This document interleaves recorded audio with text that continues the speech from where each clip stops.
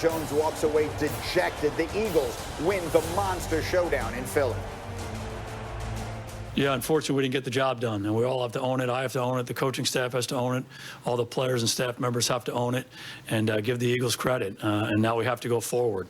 Unfortunately, we don't control our destiny anymore, but we do control our opportunity next week. We're too talented of a team and individuals to not make the plays, starting with myself. And it's disappointing, it's frustrating, but we all take responsibility. We all expected to leave here as the NFC's champs. We're not. A disappointing setback for that locker room and for all of us, and I know it is for the fans. All right, this is going to be the hour of accountability. We have lots of people who are going to have to take their medicine this morning, and the first of them is right there. Marcus Swagoo Spears, former Cowboy, makes his home in Dallas. Big fellow, the floor is yours. What was the single biggest reason the Cowboys lost this game yesterday? Sense of urgency, G. Like in these type of games, man, and being in these games when I had to go to Philly with the Dallas Cowboys to win, the sense of urgency, the drops, the inability to not get people on the ground, Miles Sanders, i.e., you look at Carson Wentz, played a great game, but 17 points. Philly wanted to give Dallas the game. They tried to hand it to him 4 or 5 times throughout the day, and Dallas couldn't capitalize on it. And this is exactly what we talked about week in and week out. What team will show up? We just saw them 2 weeks ago show up against the Rams and say, man, that's a scary team if they can consistently play that way. But I give the Eagles credit. The only thing I don't like is the pettiness by Dan to act like Carson Wentz threw for 500 yards and they scored 40 points. We all watched the game, and I gave Carson Wentz some credit during the game, and he deservedly so made some throws. But let's not act like they scored 40 on the Cowboys. It was 17-9, and the Cowboys actually had opportunity after opportunity after opportunity to win the game.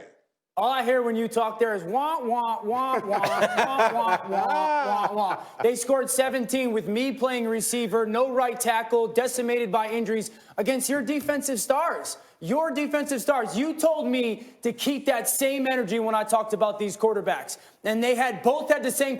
You know what? They didn't. They both didn't have the same table set. One was using plastic utensils. One had really fine china. One dominated and one didn't.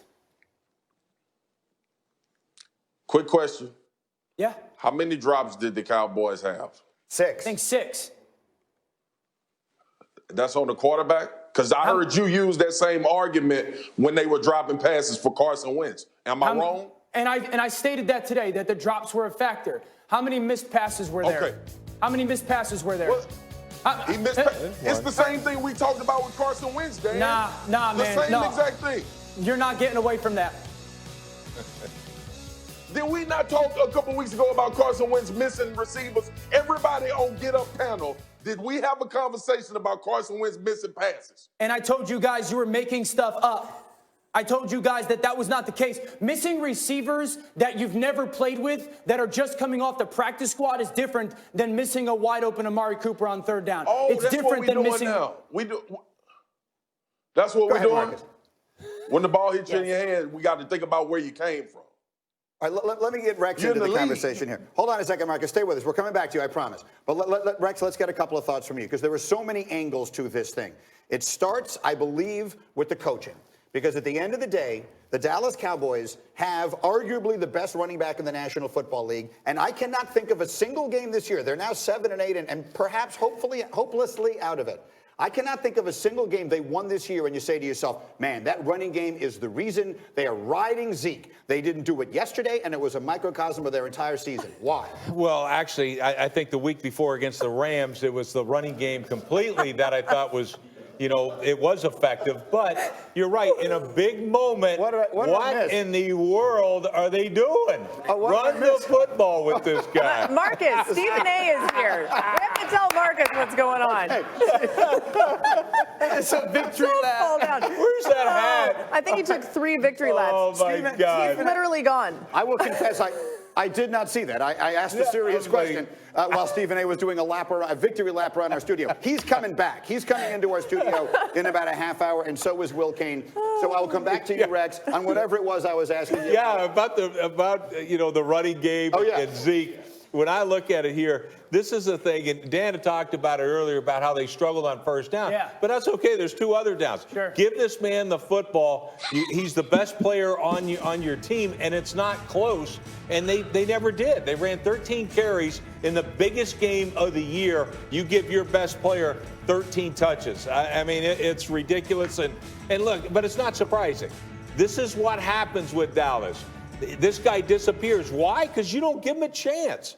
Like, he should have carried the ball at least 30 times in this game. Marcus, what did you think about the fact that Zeke only had the 13 carries and the fact that Amari Cooper wasn't in the game on a huge, crucial moment? Just put those 2 things together and tell us what you thought. First of all, Els, it was a culmination of everything we talked about this season. I'm like the disappointment level. Not as a fan, I want to see the Cowboys win. We make no secret of that. But as a guy that's breaking down football, as a dude that's looking at games and saying to yourself, how are you in the best possible position to win football games? And it ain't no way in hell anybody can tell me your best players are not featured in a game to win your division. Your best players are not featured. Dan talked about Amari Cooper not being in the game. Zeke obviously not being used enough. We talked about it the week prior when they gave Zeke all of the touches. They ran the ball 43 times, if I'm not mistaken, against the Rams. And look, sometimes the Eagles were doing a good job. Like, if you're watching the game, you make no doubt about it. The Eagles were doing a good job up front, bottling up Zeke. They made it a point that they wasn't going to let him get off. But after that, Dallas hit a couple passes, opened a couple things up. And sometimes when I'm looking at football, I'm like, how about we take something from what the other coach is doing? How about we flare Zeke out and get him one-on-one with a linebacker? How about we run some screen game like the Philadelphia Eagles did? And I got to give my boy Dan a shout out for saying that they were going to be heavy screen against this Dallas Cowboy defense. How about that? Like, we can talk about how poorly these players played. And I said it yesterday, it takes coaches and players. And I've been a firm believer that players get coaches fired. But in this particular situation, what we've watched Dallas do all season long, 3-game losing streak, win a game, 3-game losing streak, come to the NFC East to win the division to go to the playoffs, and you don't feature your best player on offense. It's got to be a new head coach in Dallas next year. I've already said it, I'm beating the dead horse, but I'm telling y'all, if there was never a definition of why Jason Garrett needs to be removed from that position, look at this game yesterday, and it'll tell you everything you need to know. And I'm telling you, I'm in Dallas. I got phone calls, I got texts. People called me. My daddy called me, was pissed off about what he was watching. And he literally told me, he said, the Cowboys will never win with Jason Garrett. And some people even said to me verbatim, you know what? I'm glad they lost, so we don't have to use the excuse that Jason Garrett made the playoffs. Marcus, stay with us here because I want to play what Amari Cooper said afterwards about not being on the field because, again, season on the line, 4th down play, end of the game. They throw a pass in the corner of the end zone to Michael Gallup, and Amari Cooper is standing on the sideline. Here was the explanation. I had a go ball on the play before, and I was taken out. He wasn't. We were rotating Tavon in there. You know, had a couple good opportunities with Tavon. Unfortunately, we weren't able to cash in on him. Are you healthy? I'm healthy. You are. Okay, so first of all, we showed you the 3rd down play. He didn't really run a go route, so that's A. But B, for the football fans out there who don't fully understand how this works, is it a reasonable explanation to say whatever he ran on 3rd down is the reason he's not on the field on 4th down? Not in that moment, absolutely not. In a normal game, potentially, totally.